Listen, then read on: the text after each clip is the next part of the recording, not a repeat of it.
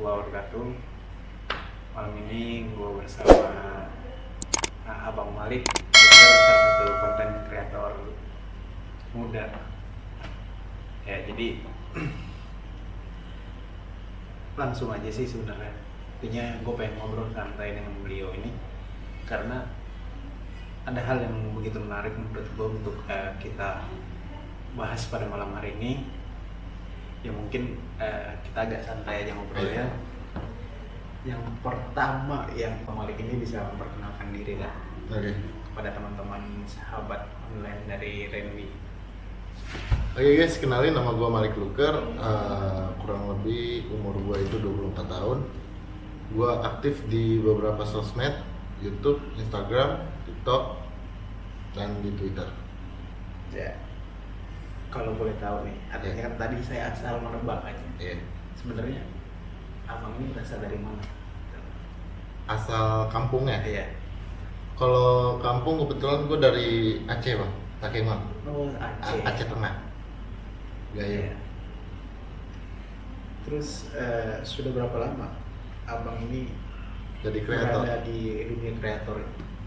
Dari start 2014 sampai sekarang berarti 7 tahunan. Udah lumayan lama berarti ya, dari sekitar 7 tahun. Lumayan lama. Terus selama 7 tahun itu berarti ada proses awal ya? Iya ada. Nah, Stepnya ya. yang jadi pertanyaan saat ini adalah konten apa sih konten pertama Bang Malik itu pada saat terjun di dunia konten kreator ini? Oh, dulu awalnya gue itu kayak fitgram itu bang, di Instagram kan, ambil konten fitgram sama cover gitu. Oke. Tapi seiring berjalannya waktu nih, untuk sekarang ini ya lebih ke joget sih, karena kan kita ngikutin pasar juga kan. Karena kan pasar kan nemennya yang gini-gini tuh, pargoy. Oh iya. Iya. Nah, kemudian tadi kan abang membahas bahwasanya joget-joget. Nah, saya mendengar beberapa kabar sih, kabar angin atau benar-benar itu kabar yang real adanya. Saya dengar-dengar ini bahwa Bang Malik ini merupakan salah satu dari legend-legend TikTok. Kalau legend sih enggak. Yang legend rata-rata teman-teman gua bang. Kayak Sandi, Cahaya tuh gitu kan. Gua kalau TikTok baru-baru aja sih main gitu. Oke. Terus pertanyaan selanjutnya adalah awal-awal merintis jadi seorang konten kreator itu seperti apa sih?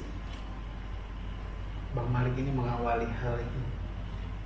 Awal merintis menjadi seorang konten kreator yang merupakan yang notabene salah satu putra asal daerah yang merantau ke ibu kota seperti itu.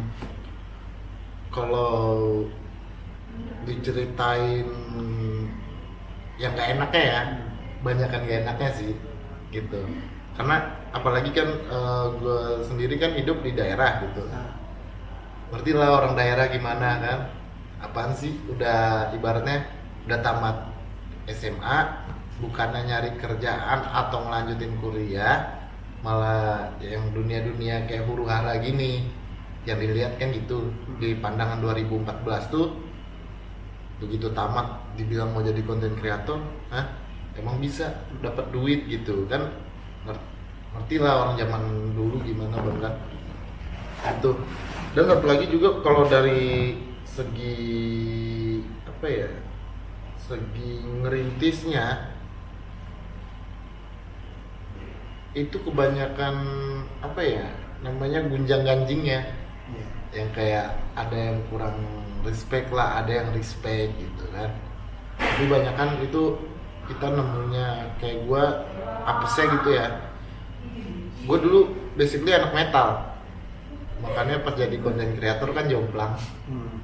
Yang kayak dicengin lah, terus dikatain alay lah, telat lah. Tapi itu semua menurut gue sih pelatihan mental sih jatuhnya. Oke. Gitu sih. Nah, terus kemudian menjadi seorang konten kreator itu kan pasti nggak mudah ya. Hmm. Seperti tadi yang Bang Malik sampaikan bahwa dibilang alay lah, bahkan sempat dicomplang lah. Nah, kira-kira apa aja sih yang menjadi tantangan seorang konten kreator?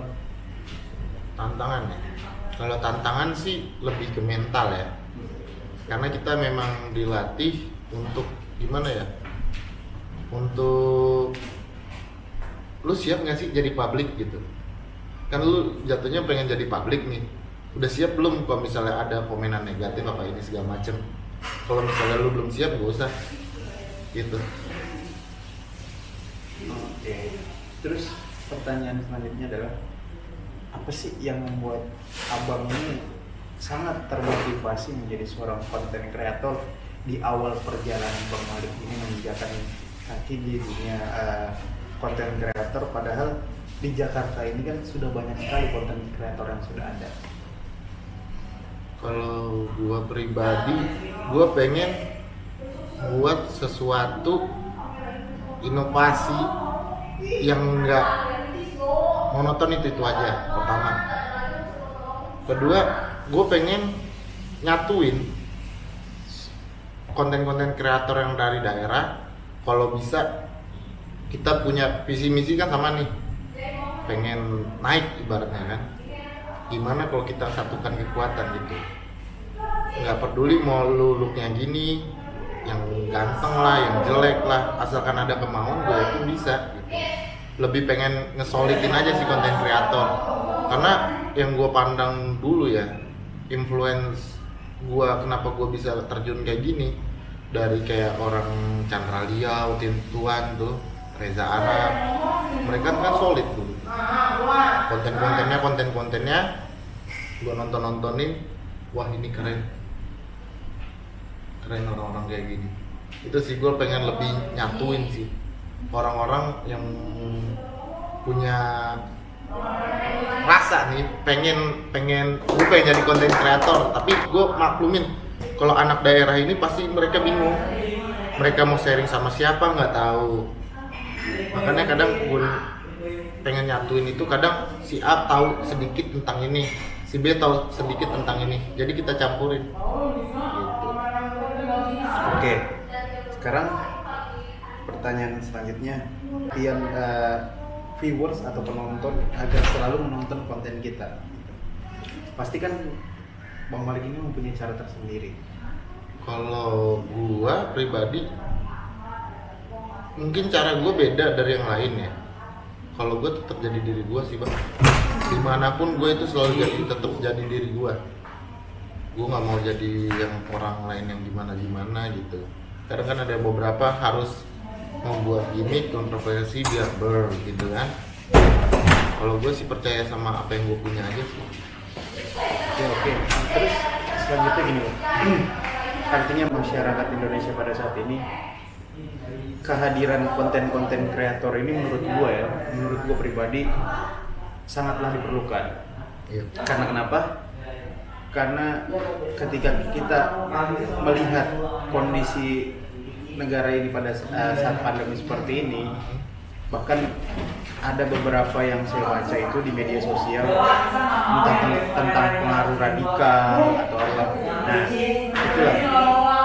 Jadi mungkin yang bagaimana sih caranya seorang konten kreator itu untuk maksudnya di sini adalah supaya adik-adik kita ini, generasi-generasi penerus bangsa itu tidak tidak terpengaruh terhadap paham radikal. Iya. Gue juga termasuk orang yang agak anti sama yang kayak gitu, karena gimana ya, itu kan konteksnya sensitif banget gitu, apalagi di usia remaja yang masih labil dikatakan gitu. Banyak orang yang salah mengartikan tentang sesuatu yang baik, dibungkus dengan kebaikan, tapi maksudnya kan jahat gitu.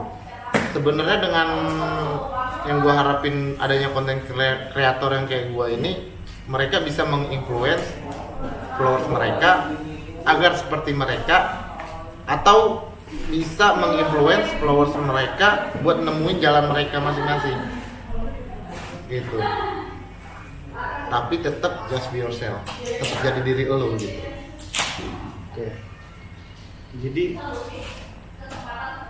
dari 2014 perjalanan itu otomatis tidak langsung ada di atas. Nah, kemudian yang saya tanya sekarang adalah kapan sih Bang Malik itu menemukan bahwa gue bener-bener udah jadi content creator nih gitu. Gue udah bener-bener bisa membungkam perkataan yang tadinya kayak orang daerah, orang rock emang bisa mendapatkan uang daripada content creator itu sendiri. Kalau titik kepuasan, gue masih ngerasa diri gue masih di bawah sih Bang, gitu. Maksudnya kenapa gue ngerasa gitu? Bukannya gue nggak bersyukur ya?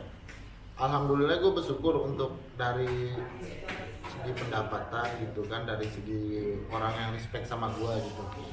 Tapi gue cuman gimana ya? Gue nggak mau kalau gue punya pedoman, gue nggak pernah puas orangnya. Gue takut ketika gue puas dengan apa yang gue capai, itu titik kehancuran gue gitu. Karena kalau orang udah ngerasa puas, dia pasti males mau ngerjain apapun. Nah, jadi saya ingin sedikit meminta saran, pendapat atau masukan ya teruntuk adik-adik yang masih ada di luar sana yang dia masih bingung bagaimana sih caranya untuk melakukan langkah awal untuk menjadi seorang content creator.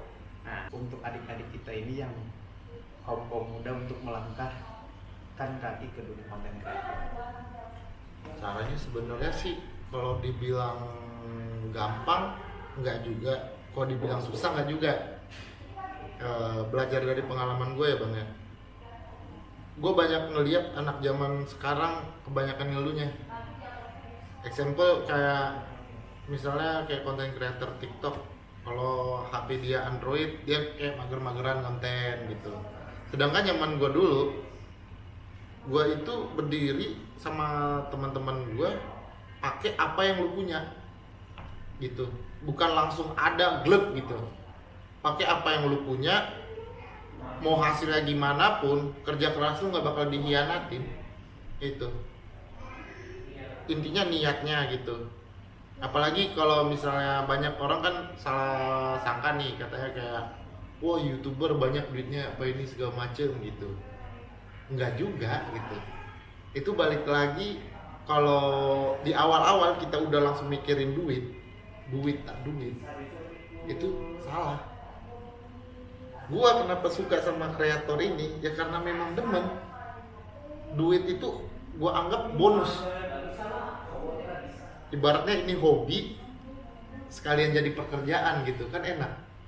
Nggak ada namanya jenuh lelah gitu kan. Itu sih motivasi dari awal yang harus dibentuk, dibuat. Nah, kalau misalnya udah jalan konten, memang di awal-awal tuh jujur Bang agak-agak nyesek. Apalagi kayak main TikTok kan, yang ngeliat cuman 2 kadang 3 yang like tuh. Tapi lama-kelamaan nanti naik, ikutin aja yang ngetrend apa gitu. Misal dari segi sound kita buat, kalau bisa ini lagi muncul di FYP, kita gas-gas aja terus buat. Itu sih. Oke. Dan tadi malam itu gue sempat berdiskusi dengan beberapa teman-teman gue melalui media sosial. Yeah. Nah, dia menanyakan gimana sih caranya seorang konten kreator ini memulai dirinya itu dari daerah. Gimana caranya dia bisa menarik perhatian meskipun ada di daerah itu, di daerah terpencil sekalipun. Karena kan sekarang kita boleh lihat berapa puluh orang, berapa ratus orang, berapa ribu orang konten kreator yang ada di ibu kota ini. Terus kemudian bagaimana sih caranya supaya anak-anak daerah ini nggak kalah bersaing dengan orang-orang di kota itu? caranya gampang bang, unik aja. Aku pernah coba, karena aku coba mau ngelawan nih sama konten yang lagi viral, aku buat konten sendiri. Jadi dulu baru-baru ini sih, sekitar 3 bulan yang lalu, aku ngangkat motor. Itu aku posisi di Pontianak bang, mau konten nggak tahu kemana bang, hutan posisinya, mau konten nggak tahu kemana, muka nggak dukung kan, kalau buat yang sok ganteng kan. Terakhir gua angkat motor, 5M viewsnya. Itu di daerah kan, di pelosok kan. Malah aku di sini yang kadang joget-joget menjijikan kayak gitu bang, viewsnya kecil, padahal udah ngikutin tren. Itu kadang gimana ya, inovasi dari kitanya aja, kreatif kita mungkin. Itu example ada lagi nih bang, yang naik nih bang, baru-baru naik, yang Salam dari Binjai. Dia mukulin pohon pisang aja kan, tapi kan bisa dia bersaing dengan yang konten-konten kreator lain karena dia unik. Itu bang. Dan satu lagi, orang-orang yang kayak gitu, orang yang naik dengan caranya dia sendiri, dia buat inovasi yang beda, itu biasanya susah. Ibaratnya mau ada bahasanya rembes bang. Rembes itu ibaratnya kayak turun peminatnya dia gitu kan. Biasanya kalau konten komersil kayak gitu jatuhnya. Tapi kalau dia udah punya penonton setia, itu bakal orang bakal nungguin terus video dia. Itu ada lagi kayak konten kreator yang orang Spanyol itu dia bang, dia terjebak dalam dunia paralel. Nah, dia kontennya kayak gitu aja, tapi ditunggu orang kontennya. Nah, itu juga Salam dari Binjai tadi kan. Iya. Itu sih bang. Oke. Jadi saya ingin yang terakhir, artinya Bang Malik mungkin bisa lah memberikan motivasi buat teman-teman konten kreator atau yang baru ingin melangkahkan kakinya menjadi seorang konten kreator. Ya intinya gimana ya, kalau mau jadi konten kreator, usahakan ya, semua orang bisa jadi konten kreator, tapi semua orang ada beberapa orang doang yang bisa bertahan. Intinya tetap terus usaha, mau gede mau kecil hasilnya tetap aja dulu usaha. Push. Mau dikucilin orang, mau dibilang orang, lu main ini udah sekian tahun gak ada hasil apa nih, bodoh amat. Ingat satu hal, orang-orang yang dizolimi itu cepat loh, insya Allah. Ya. Iya, insya Allah. Nggak usah berpikiran jahat dulu sama orang itu. Oh nanti gue naik nih gue balas, enggak, jangan, buang. Semakin lu dizolimi, semakin cepat pintu rezeki lu dibuka. Percaya. Itu aja sih bang kuncinya. Oke, jadi mungkin kesempatan ngobrol santai kita cukup sampai di sini. Jadi tangkap bahwasanya Bang Malik ini adalah seorang konten kreator yang memulai karirnya itu menjadi seorang konten kreator dari 2014 sampai saat ini. Bang Malik ini berasal dari Aceh. Jadi buat teman-teman yang ada di Aceh atau di daerah, artinya jangan patah semangat, jangan mau kalah bersaing dengan para konten kreator yang ada di ibu kota, karena pada dasarnya persaingan di dunia entertain atau persaingan di dunia konten kreator itu terbuka lebar-lebar sebenarnya, hanya tergantung kita memulainya dari mana. Tadi Bang Malik sudah sampaikan, saya rasa sudah cukup jelas, daripada adik-adik ini, teman-teman sekalian terpengaruh dalam hal-hal negatif, dalam hal ini narkoba atau minum-minuman keras, dan yang paling parah adalah pengaruh paham radikal yang sekarang ini masih marak terjadi. Karena kita tidak bisa pungkiri bahwa kaum muda dan usia remaja, dari muda itu, dari anak-anak sampai usia muda itu, yang bisa katakan bahwa paling mudah terpapar paham radikal. Oleh itu, saya mengajak teman-teman atau saudara-saudara saya yang nonton vlog saya ini, ayolah kita berkreasi, kita berinovasi untuk membuat sesuatu hal yang baru, yang bermanfaat untuk orang banyak dan tidak merugikan diri sendiri atau diri orang lain. Oke, jadi mungkin cukup itu Bang Malik, terima kasih banyak. Ya, jadi kebersamaan saya Randy Ronaldi dan Malik Luker nama Instagramnya. Cukup sampai di sini, sampai ketemu lagi di lain waktu. Tonton terus channel gue dan jangan lupa like dan subscribe karena subscribe itu gratis. Oke, selamat malam, assalamualaikum warahmatullahi wabarakatuh.